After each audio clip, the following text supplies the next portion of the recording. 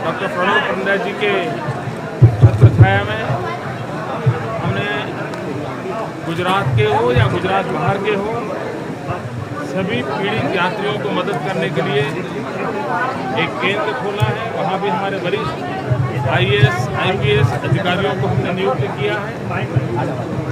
मैं स्वयं भी 2 दिन से यहाँ हूँ। आज मैंने केदारनाथ घाटी तक सारे आफतग्रस्त विस्तारों का एरियल सर्वे किया है।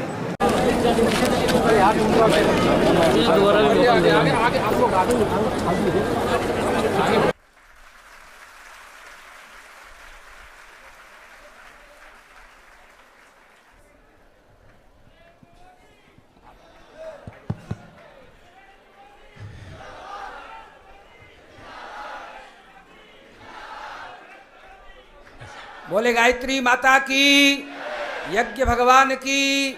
हम सुधरेंगे, हम बदलेंगे, एक बनेंगे। भाइयों बहनों, बड़े कठिन परिस्थितियों के बावजूद भी आदरणीय नरेंद्र मोदी भाई साहब ने हमारे लिए समय निकाला और उत्तराखंड की खबर लेने के लिए आप आए। किसी को कम से कम खबर लेने की पड़ी और वहाँ से यहाँ तक आए, और कल आपने आते ही अपने ही प्लेन से न जाने कितने लोगों को वापस भिजवाया। आज भी सुबह एक प्लेन भेजा था जिससे गए। अभी 4 बसों को आपने फ्लैग ऑफ किया है जिसमें गुजरात के लोग गए हैं, और आपने एक आश्वासन दिया है कि केवल गुजरात ही नहीं बल्कि भारत के किसी भी कोने में रहने वाला व्यक्ति हो उसके लिए गुजरात खड़ा हुआ है। गुजरात हमेशा से आगे रहा है भाव संवेदना के क्षेत्र में। मैं ज़्यादा समय न लेते हुए इतना बताते हुए कि माननीय नरेंद्र मोदी जी को कि हिमालय क्षेत्र को गायत्री परिवार ने गोद लेने का सोचा है, क्योंकि वहाँ के लोगों को उनको फिर से एस्टेब्लिश करना बहुत ज़रूरी है।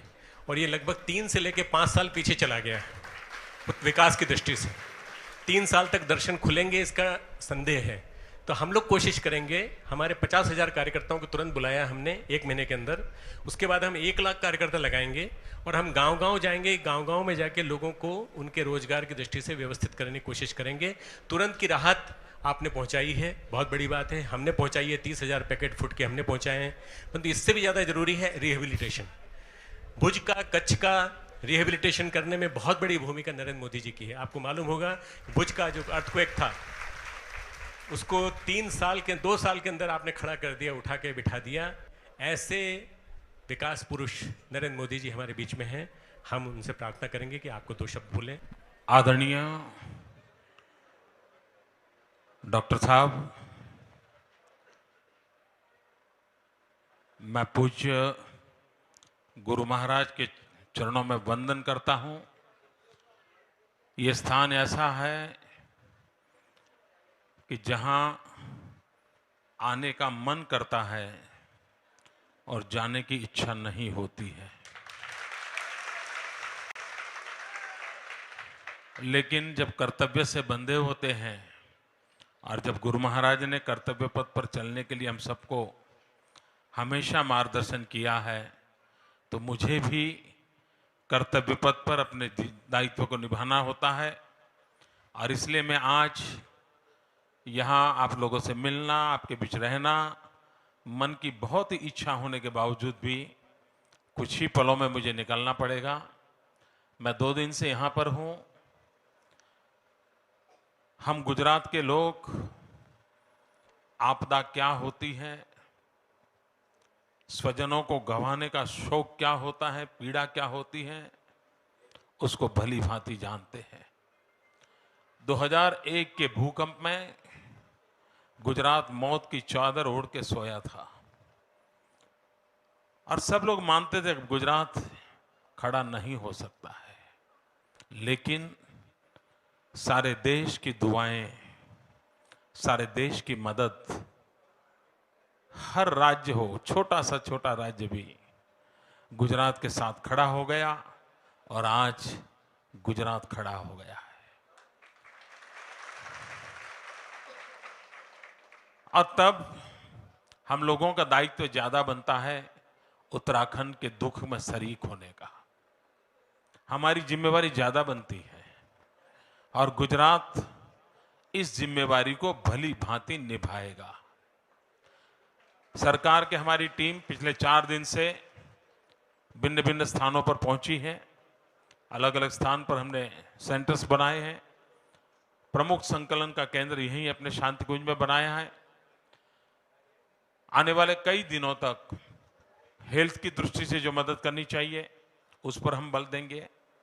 पुनर्वास के लिए जो काम करना होगा उसकी भी एक लंबे समय की योजना में गुजरात शरीक होगा। इस आपत्ति के समय उत्तराखंड के सभी भाइयों बहनों के प्रति गुजरात की मैं भावनाओं को प्रकट करता हूं और मैं उत्तराखंड के भाइयों को विश्वास देता हूं कि हमारे जिम्मे जो कुछ भी काम होगा उसको बहुत ही उत्तम ढंग से हम पूरा करने का प्रयास करेंगे।